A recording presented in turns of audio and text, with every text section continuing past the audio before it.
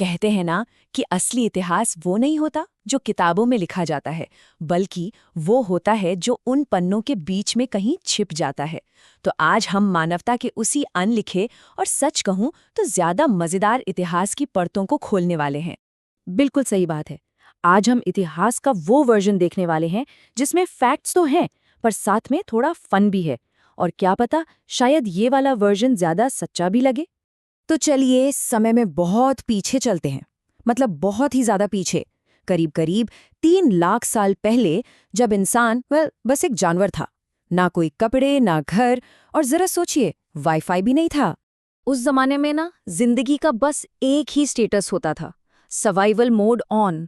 सुबह उठो, खाना ढूंढो, दोपहर में इस बात का ध्यान रखो कि कहीं कोई खूंखार जानवर तुम्हें अपना खाना ना बना ले, और रात होते ही किसी गुफा में छिपकर सो जाओ। बस यही थी पूरी लाइफ। और मजे की बात तो ये है कि लाखों साल गुजर गए, पर ये रूटीन कुछ खास बदला नहीं है। बस इतना है कि खूंखार जानवर की जगह अब बॉस ने ले ली है। टारगेट पूरा करो, बॉस से बचो, और फिर थक हार कर घर आकर सो जाओ। सेम ही तो है। फिर एक दिन किसी भाई साहब ने गलती से 2 पत्थर रगड़ दिए और चिंगारी निकल पड़ी, आग लग गई। वो खुद तो डर के मारे भागा, पर बाकी सब एकदम हैरान। किसी ने पूछा, अरे ये क्या था भाई? तो जवाब मिला, जुगाड़। और कहते हैं बस उसी दिन से इंडियन जुगाड़ की शुरुआत हो गई। अच्छा, आग मिल गई तो कुकिंग भी शुरू हो ही गई। किसी ने कच्चा मांस उठाकर आग में डाल दिया, और बस दुनिया को मिल गया अपना पहला शेफ। हाँ, एक ऐसा शेफ जिसने कुछ बनाया नहीं था, बस जला दिया था। आजकल के कुछ मास्टर शेफ की तरह ही। चलिए, अब आग और पत्थर की दुनिया से आगे निकलते हैं और चलते हैं सोने और शानो शौकत की दुनिया में।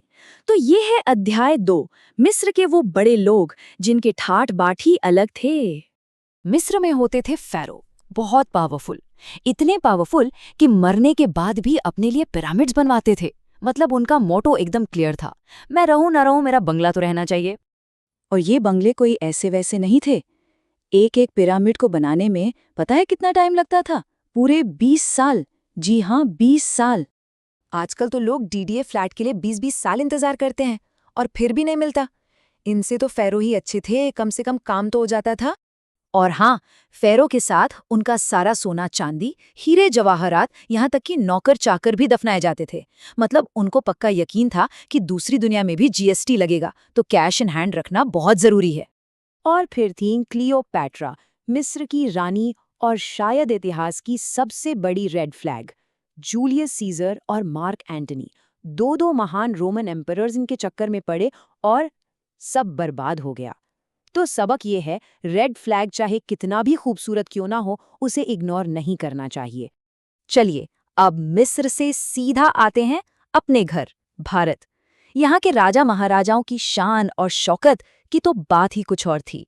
उस समय यहाँ हर 50 किलोमीटर पर एक नया राजा मिल जाता था। हर राजा की अपनी सेना, हर सेना का अपना झंडा। बिल्कुल वैसा ही माहौल था जैसा आजकल की राजनीतिक पार्टियों का होता है। और मुगल बादशाह अकबर महान तो थे, पर उनके दरबार के असली स्टार थे बीरबल। एक बार अकबर ने पूछा, बीरबल, दुनिया में सबसे बड़ा मूर्ख कौन है? बीरबल ने जवाब दिया, जहां पना, वो जो हर किसी की बात सुनता और मानता है।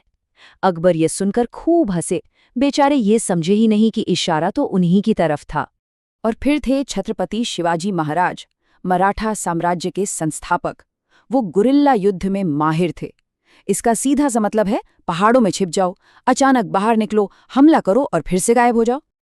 अगर आज की भाषा में कहें तो इसे वर्क फ्रॉम माउंटेन कह सकते हैं। तकनीक वही है, बस नाम नया हो गया है। अब चलते हैं इतिहास के सबसे मशहूर रॉन्ग टर्न की कहानी पर।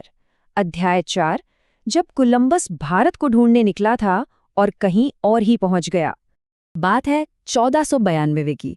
कोलंबस निकला भारत की खोज में। क्यों? क्योंकि उस जमाने में भारत के मसालों की डिमांड ठीक वैसी ही थी जैसी आज के जमाने में नए आईफोन की होती है। तो भाई साहब भारत खोजने के लिए निकले, लेकिन चले गए पश्चिम की तरफ। नतीजा, पहुंचे अमेरिका, और वहां पहुंचते ही ऐलान कर दिया, मिल गया, इंडिया मिल गया। वहां के बेचारे नेटिव लोगों को इंडियंस का नाम दे दिया। ये इतिहास का शायद सबसे सफल गलत लेबल है जो आज तक चल रहा है। जरा सोचिए इस बारे में। बंदा गलत निकला, गलत जगह पहुंचा, लोगों को गलत नाम दिया और फिर भी हीरो बन गया। इससे एक ही बात समझ में आती है, कॉन्फिडेंस होना तो कुछ भी हो सकता है। अच्छा, अब राजा महाराजाओं और खोजकर्ताओं की दुनिया से निकलकर एक ऐसे इंसान के पास चलते हैं जिसके सिर पर बस एक सेब गिरा था और उसने पूरी दुनिया बदल दी। साल 1666 की बात है। न्यूटन एक बगीचे में बैठे थे। तभी एक सेब गिरा। न्यूटन ने सोचा, ये सेब नीचे ही क्यों गिरा, ऊपर क्यों नहीं गया? उनके पड़ोसी ने शायद यही सोचा होगा, अरे ये सेब उठा के खाएगा या मैं खा लूं? लेकिन न्यूटन ने खाया नहीं, सोचा और दुनिया को ग्रेविटी का नियम दे दिया।